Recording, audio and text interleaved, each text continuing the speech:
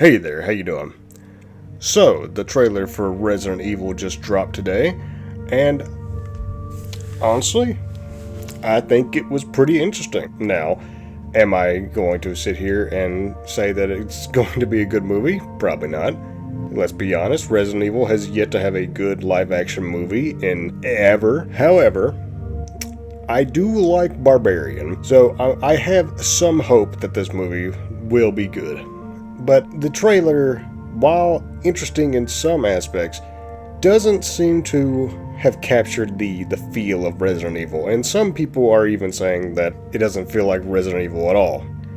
And I would have to agree. But this really made me just want to talk about why Resident Evil has never been able to do movies. Alright, so speaking on the new Resident Evil movie itself, so watching the trailer, it just feels like another summer horror movie, similar to stuff like, your Insidious, your The Nun, Annabelle, that kind of stuff. Nothing really special about it. At least that's the way the trailer is shot. Now, personally, I was one that was on board with them, doing a unique story and everything.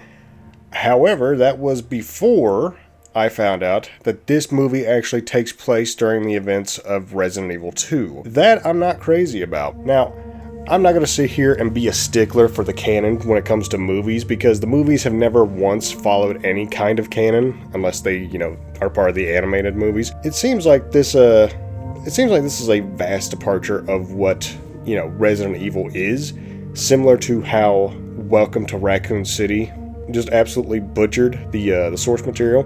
And it seems like this is going to be no different. But now, I do hold out hope that this movie, is going to be something unique. But just with this trailer, while there is some interesting stuff in it, like the fat guy in the sewer, I think that's probably the most interesting part about this movie, it just doesn't seem to have really a good catch. It seems more, the trailer is filmed more like a paranormal thriller kind of thing. And yes, I know people have said, Resident Evil doesn't have a set antagonist or vibe or whatever. It doesn't have to explicitly be a zombie movie. And to that I say, what the hell are you talking about? Okay, we know the setting of this movie during Resident Evil 2, which is, zombies. Now, if this was, say, set in Resident Evil, 4 or 5's era, yeah, you could debate, having zombies doesn't make sense, but, we are in the prime zombie era, and allegedly there is very few zombies in this movie, and the director, Zach Kreger, does not consider this to be a zombie movie.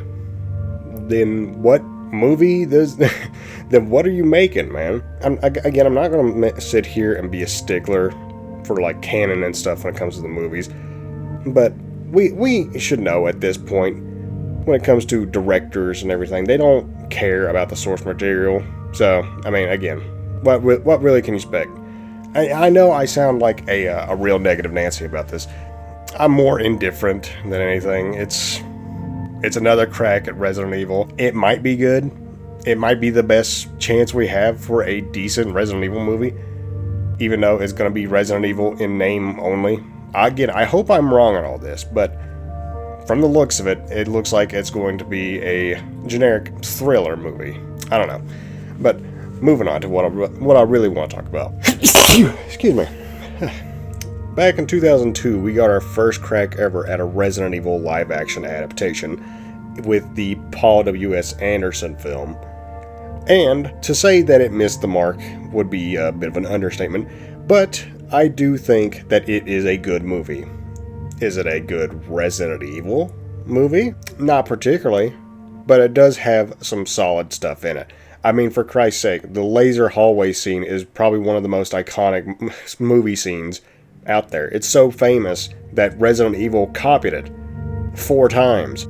Since then, for the past 24 years, we have yet to get a single live-action adaptation for Resident Evil that I would even call decent. So I'm just wondering, why can't Resident Evil do movies? And it got me thinking. So obviously, adapting a video game into a live-action movie is a lot more difficult than, say, adapting a book, because a movie is a visual medium, while games are an interactive medium, right? It's a lot easier to adapt a book into a movie because you have the story all laid out right there in front of you. However, for a game, you have to actually engage with the story. You actually have to explore the world, engage with the world.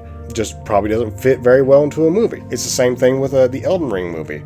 There is going to be, without a doubt, some stuff, missing from that movie, because there's just no way they can fit the entire Elden Ring experience into a feature-length film. And it begs the question, when you're making a movie for a video game, like adapting Resident Evil, what do you keep in and what do you cut out?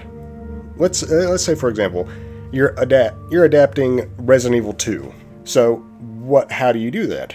You have to have Leon and Claire. So do you have them together for the entire movie? Diminish the horror, and that may make it more campy than anything, having too much dialogue between the two characters. Or do you have them separate? Go between them back and forth between the story. That may make the story a bit cluttered and messy. See, with a game, you have all the time in the world and get the character into the story and get them to where they need to go.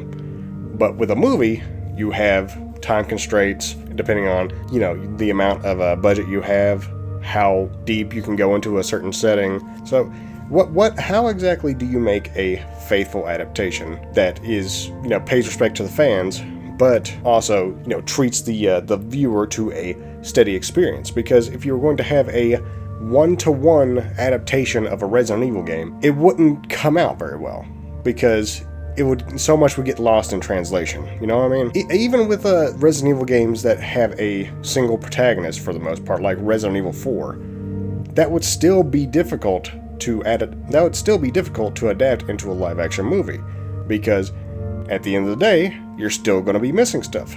Do you keep the scene where you free the dog? Do you bring the dog back for the El Gigante fight? Do you even have the El Gigante fight? Do you fight Del Lago? Do you fight Batoris Mendez? Do you fight Salazar? Do you fight Krauser? Do you fight the U3? Do you fight Sadler? Do you include the Merchant? Do you include the Merchant several times? Do you include Ashley's segments? There's going to be something lost in translation. And I'm not saying that it's impossible to make a good movie adaptation for a video game, but it is damn hard. I'm not really faulting directors for choosing an original story and just, sticking with that instead of trying to adapt the games one-to-one. Because no matter what you do, you're never going to make everyone happy with a one-to-one adaptation, because you are going to miss something. Like, every player's experience is unique, and not every player is going to relate to the story that you were telling. When it comes to making a live-action adaptation, going with an original story probably is the best route, because you are free to tell what story you want, whatever order you want, and you can include as many references or none at all if you want. And when I say references, I'm not saying have Leon Kennedy shoot a zombie in the back of the head to save the protagonist and zoom in on his face and say, "Where's everyone going? Bingo?" No, nothing like that. But just like little things here and there. A green herb here, a puzzle that the character has to solve there, some environmental storytelling, just sprinkled throughout stuff. Or some of that stuff is hard for directors to get a hold on. Again, what do you include and what do you cut out? Again, going with an original story is not the worst thing. However, I do have to fault the directors who have a Let's Play watcher's understanding of the franchise, but their most knowledge of it is watching a Let's Play of Resident Evil 4 Remake. Yeah, I guess you could say that you're a Resident Evil fan after that, but it would probably help you a lot better. You'd probably get a lot more mileage with at least the fans anyway, if you actually played the games. And that's neither here nor there.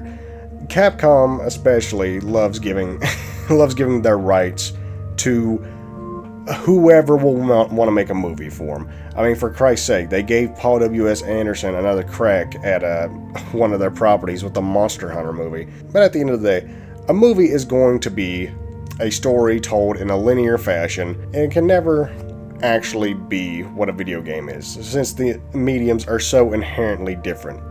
It can never truly capture the feeling of what a video game is. It's the same thing with something like the Mario movie. Is there a lot of references? Is there a lot of stuff similar to the games? Sure, but does it feel like the games? No, because it's not a game. It's a movie. It's a movie. It's gonna be, it's gonna be either good, and it's either gonna be decent, and we're gonna celebrate for finally having a decent movie, or it's gonna be bad, and we're just gonna move on like nothing happened with all other Resident Evil movies. But that's all I really had. If you like this video, you know the drill. Like, subscribe, and all that jazz. And if you want to support me, consider becoming a member. Also, check out my streams. I stream every Monday, Wednesday, Friday, and Saturday at 10:30 Eastern Standard Time. But I hope to see you guys in the next one. Bye.